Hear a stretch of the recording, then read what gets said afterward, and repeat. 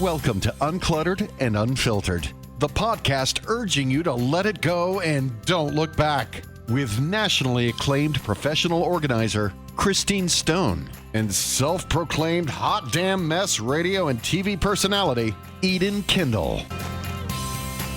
Welcome back to another episode of Uncluttered and Unfiltered. I'm Eden Kendall. Christine Stone of Neatly Designed is here. So excited. It's been great. We've had such amazing feedback. I mean, keep the comments coming. I mean, it just makes my day every time someone says, finally, a podcast for my age group. Yeah, and it's not that we're sitting here and dwelling on, oh, what was me? We're this age and that age. It's just more that the things that are on our minds, we hope, are the things that are on your minds. And we have said this many times, our podcast is for everybody. But if you are 50 or over, at least you should know that you have found your people. I would also like to invite everybody right out of the gate. We do have now a Facebook group. Yes. It's called Uncluttered and Unfilters, Ladies Over 50. And that's the only exclusive club we have. Like that is where we're really kind of talking about some things that are just pretty exclusive to you once you hit that certain age. But by all means, all ages welcome for the rest of it. And so today we're going to talk makeup. And I'm so excited. We've got Carrie Wilson of Carrie Wilson Makeup. We're going to talk about ways that you can look your best with what you have without caking on the makeup. She's just got a lot of answers to a lot of burning questions. I have so many great questions for her, so I'm really excited. And after we talk to Carrie, you're going to talk a little bit about organizing your makeup. Yes. So we've got that. Let's start out, though. If you're watching us on YouTube, we're going to give a cheers. We have new mugs. These were sent to us by Bill Jordan. And Bill is a radio guy that has, since retiring, kind of made this platform called Embrace the Boom. Which I love. Yes. I love this. So these mugs say Embrace the Boom. He has a book called Embrace the Boom. One day we'll delve deeper into that. And he has a website, Bill Jordan's Embrace the Boom. So thank you, Bill. We love our mugs. Thank you so much. So should we bring Carrie in? I think we should. I'm ready. All right. Through the magic of editing, here she is now. Here she is, Carrie Wilson. Hey, ladies. We talked about you a little bit behind your back. Yes, we did. We discussed that we both wear your makeup. Love it. I have some of it in my hair right now because on the drive here, I realized that I had a stripe. And so usually I get that spray, the root cover-up spray. I had a gray stripe down the middle of my hair. Oh, and you used the makeup? So I pulled out my compact. Yes. And I used the blondish, goldish thing, and I used eyeshadow in my hair to cover my roots. Genius. So you're starting out with a takeaway. Agreed. But Christine has some great questions for you, Carrie. First, tell us, though, a little bit about your background. Okay. Well, thank you for having me. I've known both of you for a long time. I tried to figure out how long. I have no idea. I've been a makeup artist since I was 19, many, many, many years. Started behind the cosmetic counter, worked for Bobbi Brown for 15 years and Clinique for 5. And then about 10 years, 12 years ago, I lost track of time. I started out on my own and came out with my own brand about 7 years ago. And I just believe in really simplistic, easy makeup. Most of my clients are 40 and over, because I am. And so I think people have kind of grown up with me. And I continue to help women just to empower them and make their makeup routines easy. All right. Well, a couple of things that Christine will talk about at the end of the segment is really organizing your makeup, because I think if there's any place in the house we can all agree can take over. It's your cosmetics. But Christine, take it away. You've got such great questions ready. I wrote my Carrie list, I call it, and I have worked with her for years and years and years. And the reason why I love her so much is because she always makes me just look like myself, but a better version. And that's really hard to find, especially as you get older with wrinkles and creases and melasma and every other thing we could go on and on. So the first thing as an organizer I wrote is, does makeup really expire? Because my clients often say, does it really? Yeah. Or are you just trying to get me to purge? And I want to hear from the makeup expert. Right. So on a lot of containers now, you can turn them over and they're very tiny. So get your magnifier out. But it'll have a little jar with a lid open. It'll say 24M. That's 24 months from the time you open it. I do say this to people. It's a little bit like food. There's certain things that I might eat a little over the expiration date. There's other things I absolutely will not, right? So when you're talking anything around the eye area, please be careful with that. I have people that come in very often. So if you're out there and you're like this, please don't feel bad about yourself. But I've had this palette for 12 years, I love these colors and I'm going to use this one day. But what happens is that one time you use it, you could end up getting an infection, which is not worth it.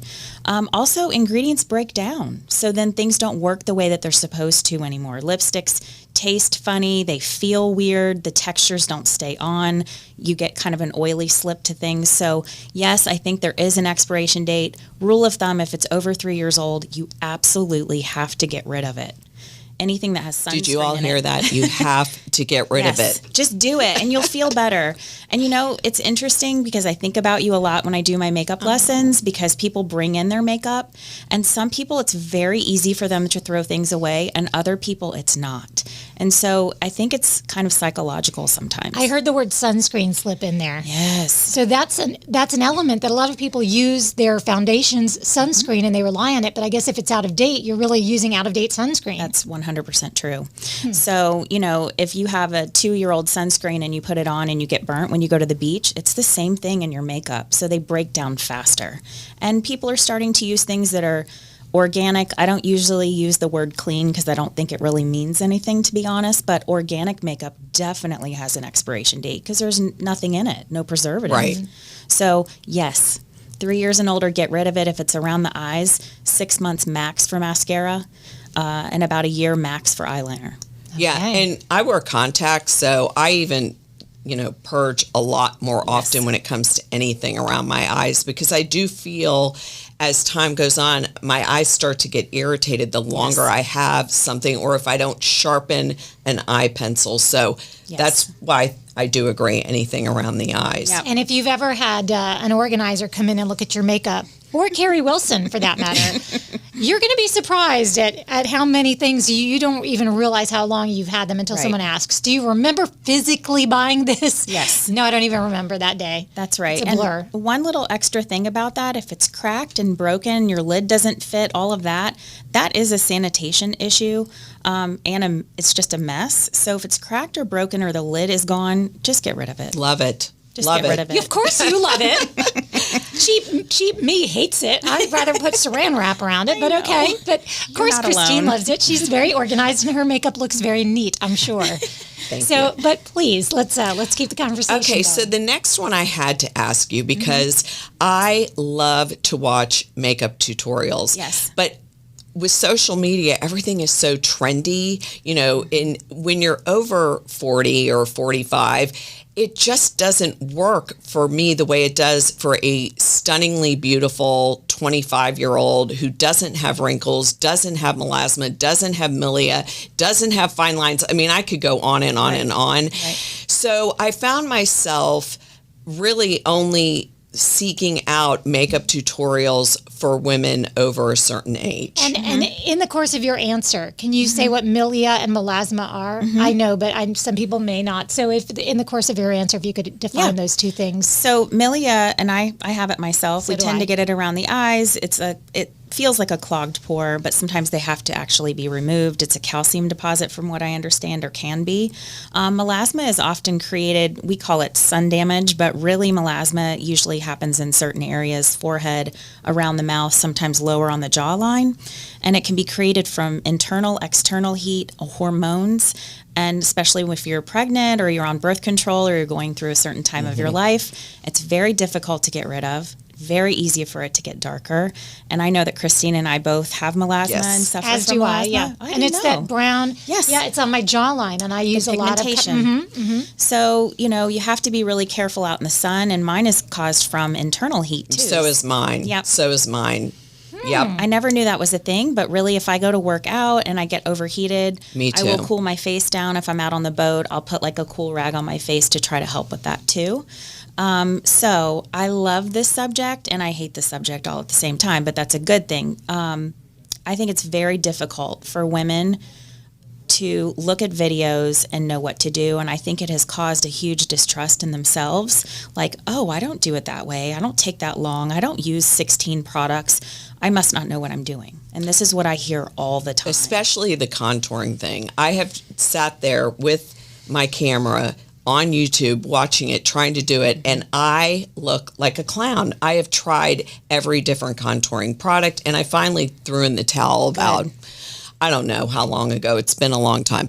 But that's what I mean. Like, you should be contouring. You should be this. You should be doing this. You should. And finally, I think when you hit 50, you're kind of like, you know what? I'm doing what works best for me, what is simple for me, what's easy to do. And so that's why I quit watching all those And in videos. the makeup world, it happens even earlier than that. I find women that are 40 and over are not into the YouTube. They may enjoy watching them, but it really makes them feel like they're not doing what they're supposed to be doing. Right. And they're like, they either give up or they continue to overbuy products thinking, oh, well, I need to look like that. So first of all, we're not 20. We don't have a ring light in front of us. We don't have a filter on us. And things look way more forgiving in a picture than they do in person, right? So I guarantee you, if you looked at that model in person, you would not want that much makeup on. Most people don't. So I find that to be a really big thing. I want, like I said earlier, for things to be easy, and they should be. We also have kids to take to school, grandkids to pick up, jobs and things. We don't have 20 minutes to fill in our eyebrows. And someone like Eden, you don't want to do that's not you. No, it's not me at all. Everybody has their own makeup personality, just like their style, and it's important to be okay with that. You like a smokier eye. Eden wouldn't like that every day, and that's great. Yep. You know that about yourselves, and we're at the age where we know what we like. We just have to figure out how to get there in the easiest, most simplistic way. What about some of these, the different cosmetics that promise wrinkle reduction in the actual formula? Is it a better idea to look for what's going to be a better look on you and then maybe do other products instead for that? Or do you think there's a way to encompass all of it? I think you can do all of it. So I equate skincare to exercise. I think you'll appreciate this. So you're a runner. You lift, right? You're very, very, very active. If you went back to just walking like a half a mile of every day, it wouldn't do anything for you, right? Probably not. Okay, so I've been using skincare since I was 19. If I went back to just washing my face and putting on a moisturizer, I would go backwards. Oh, okay. Okay. Now, because I've been doing this and you've been doing this, you have to continue to amp it up, amp it up, amp it up. So do I. So if you're a person who's never used skincare before, you will see some results from a serum, an eye cream, and a moisturizer. But if you're a person who's been using retinol, getting laser treatments, etc., you have to continue to build on that. Does that make sense? So I think there are people in this world that could start using a few things and see some anti-aging benefits, if you will. But I also think a lot of that has to do with the way you apply your makeup and how much you apply and where you apply it. We can easily make ourselves look a little bit older with makeup or more youthful. Zoinks. I have heard some of the things we can do to make ourselves look older, and they are things like heavily lining inside the rims of your eyes or contouring in a downward way. I obviously am no makeup artist, but there are things we can do that are going to be the reverse of what we would like to see. Absolutely. Well, I have a very important question about concealer. Okay.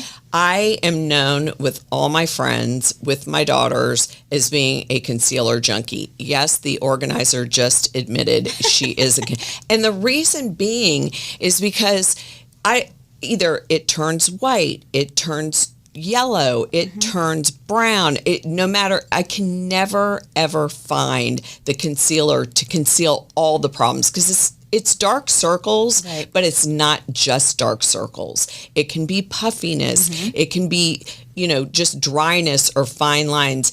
And so as you get older, the more concealer you put on, it's terrible. It's not a pretty thing to look at because it seems to make it worse instead of better. Right. So my question is, how can you find, whether it's foundation or concealer, a color that doesn't make you look like a ghost, a color that doesn't make you look like Ronald McDonald? I mean, I just seem to buy more, but thank God I keep the receipts, everybody, so I can return it if it doesn't work, because that's huge for me because I can't tell you how many foundations and concealers I have bought in my lifetime that have been returned. Right. Which is a good organizing tip. always the receipt keep and return receipts. things. Always. Most places will take They're back a product. very Yes. generous. Yes. So there's a couple of different things here. First is texture. We kind of talked about that with fine lining and things. It's important that we really search for the proper formula first and foremost, meaning you have to be really careful right now. A lot are 24-hour wear, Right. Transfer resistant products. Those are not our best friends because they're thick, they're heavy, they're matte, and they show every texture. Right? We don't want that. So that's even before we get to the color, right? Okay. So formula is important to me. If you're 40 and over, you should be looking for a concealer that has a little bit of glow to it, a little bit of slip, what I call a little bit of moisture in it, something that's not thick and heavy.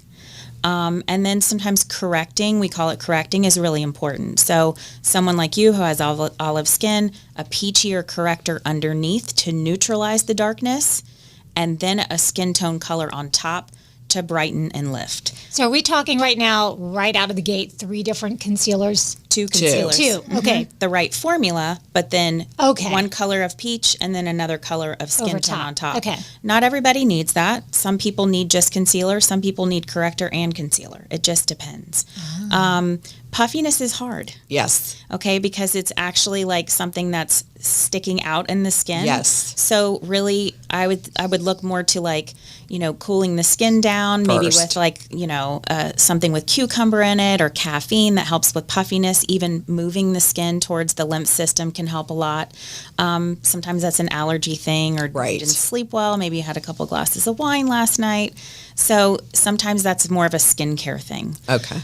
As far as color goes, don't pay attention to like, oh, this is neutral and this is warm and this is cool. Who cares? If it looks good and it looks exactly like your skin tone and it blends in, that's your color. Okay, because you see on social media, oh, well, she's got olive skin like me. Well, I'm going to use the color she uses, and I buy it and I get it home, and I'm like, I don't look like that. Yeah. That doesn't look good on my olive skin. And I realized there's a million different kinds of olive skin. And so even though she has a more darker skin tone like me, it looks terrible on me. So I always love that when I have Carrie do my makeup, that I watch what she's doing. I take a mirror and I ask her what she's using. By the way, when I do it myself, I still don't look as good as when she does it. Never. I never do. I know. Never do. But You guys always look great. Well, thank you. But I really honestly think that either I'm too heavy-handed or whatever. I mean, never looks Can that I way. talk about heavy-handed Yes. for a minute? I Okay. feel like people underuse concealer and they overuse foundation. Is that right? I'd like you to flip what you think, okay? Most of the time we don't need as much foundation as we think, and we need more concealer than we think we do. Which goes on first? Concealer first. I always do that because once that's right, kind of everything else falls into place. Actually, I think the brow and under eye area are the most important part of our entire makeup routine. And then foundation, you just look, and most of the time it's like an upside down triangle, meaning your cheeks, your nose, your chin, and a little bit between the brows, and just blending out and over. Okay. So one other question is about bronzer, and you're going to laugh because she knows I have also can never find the right bronzer. And so what happens, do you need bronzer and blush? How do you find the right bronzer that isn't too sparkly and shiny? And if you do have something like sun damage, hyperpigmentation, melasma, how do you not look muddy? Right.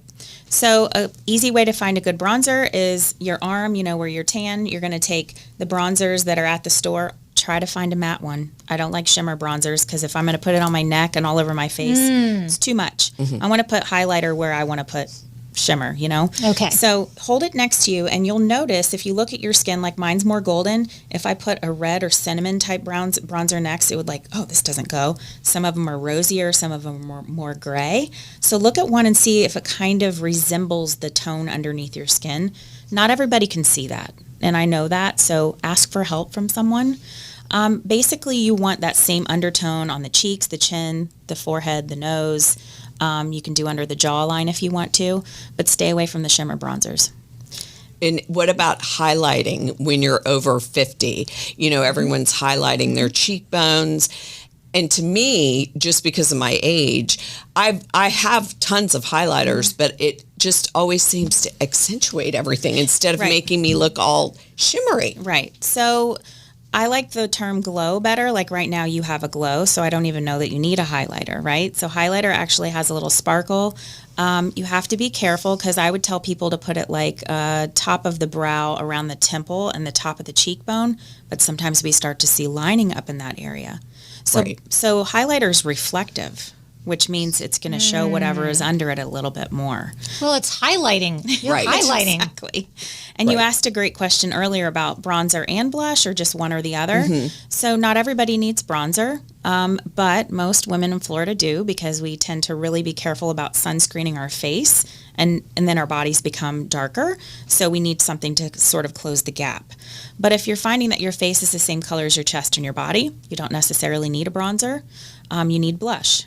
But one question about blush. If you have rosacea, I'm bringing all these over 50 skincare problems to you. That deals with this, though. Whenever I seem to use blush, it brings out the redness. So choose a blush that doesn't have as much pink in it. Choose something that's a little bit more tawny or a little bit more brown than you would want it to be, because then when you have the redness underneath and you put the blush on top, it ends up being what you want it to be. Oh, well, there you go. There you go. Well, see, we don't do this podcast for anyone but ourselves. We just want to learn what we want to learn. And we wanted private time with Carrie, but we didn't want to pay the fee. Right, exactly. No, the couple of the things that Carrie does do, are you still doing your online classes that are free for anybody? So let's tell everybody where they can find you. And of course, we'll have that in the show notes as well. But if you would like to have an opportunity to literally ask the questions that are on your mind, where can people do that, Carrie? So once a month, it's usually on a Tuesday around 8 o'clock, and it's always posted on my Facebook. It's going to be a Facebook Live, and it's Carrie Wilson Makeup. I do a Q&A, but I always have a subject that we talk about, but I never care if anybody wants to ask something different. Usually whatever people are asking, like 5 other women are thinking the same thing, right? Always. So you can choose to just watch. You don't have to watch live. You can ask later on. You can ask live, and I can give you an answer then. But it's a lot of fun. It's very interactive. And she also has her own makeup line, which I absolutely love. So you can find her makeup also on her website. Yes. And where else can you find it? So 10 Salon Neptune Beach, as well as Ponte Vedra. You can go to the Chocolate Shoe in Fleming Island, NK Aesthetics in Orange Park, and Hairpiece in Riverside. What about Singapore? I know we have listeners in Singapore. Online store. Online store. Online. Yes. We have them all over the world. Yes. We're so thrilled isn't about that exciting? Awesome. Yeah. So here in our area of North Florida for sure, but online it's great. Can someone reach out to you for like question and answers before they make that order though? Because that's always scary to do. I've had people send me pictures of them or like, hey, I want to buy my niece an eye palette and here's what she looks like. What would she suggest? So 100% you can DM me. You can email me. I have a contact form on my website, which is just carriewilsonmakeup.com. You can find all of that information there. Would you think, Christine, that we've put even a dent in all of the questions we have for Carrie, or should we just ask her one day to come back and we'll do more? I think we need her to come back. Yeah, because it's just, I mean, the questions just go on and on and on. I mean, that's the thing about when you have an expert in the room, you want to just suck all of their wisdom straight out of their bodies, And but you can't do also, that. if anyone has any questions regarding makeup, she is really good about showing you how to use makeup. I mean, you can have a makeup lesson, which I have done myself. So I think that, if you have any questions, let us know and we'll have her back. All right. Well, we will release you back into the wild now, Miss Thanks, Carrie. ladies. Thank you. I appreciate it. Well, that was so informative.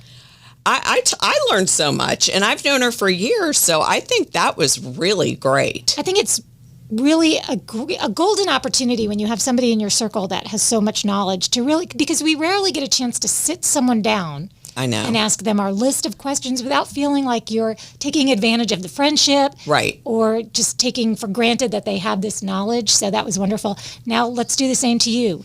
Okay, so in my line of work, which is a professional organizer, one thing I see the most is makeup and skincare clutter. And so it is so important, of course, to purge first, letting go of the things you never use, even if it costs a lot of money. A lot of people hold on to expensive makeup, expensive skincare, even if it broke them out, even if it made them turn bright as, red as a tomato, they still won't let it go because it costs a lot of money. So my job is to say it's okay to let it go and then organize the items that she uses, she loves. And these are just some of my favorites. So a lot of people don't have a lot of drawer space. So this sits on a counter. I love this. Let's explain it for those not watching. It's lucite, right? It's like It's an acrylic. Acrylic, okay. And it is great because you can add to it. So it's stackable. So you can add more if you need more. Not everybody has tons of makeup, and some people do. So you can add drawers to it. You can add all different kind of things to it. I like that you have room up here for skincare as well. So your favorite, face cream, your sunscreen. So this is one option if you don't have any drawer storage and you need to have it seen. It not only is great for organization, but it looks amazing. So what I'm seeing here are you have all of these different compartments that go together. There's drawers. There's like a thing that you can put lipsticks in. Lipstick. Now, I know you can get these things at a lot of places. Where specifically is this one from? Well, this is exclusively on Amazon. Oh, that one's but Amazon. We'll link everything in the show notes that I'm talking about, but this one is exclusively on Amazon. Okay. And then these are very popular, especially if you have deep drawers. And a lot of people, especially in new construction, have really deep drawers or tall drawers.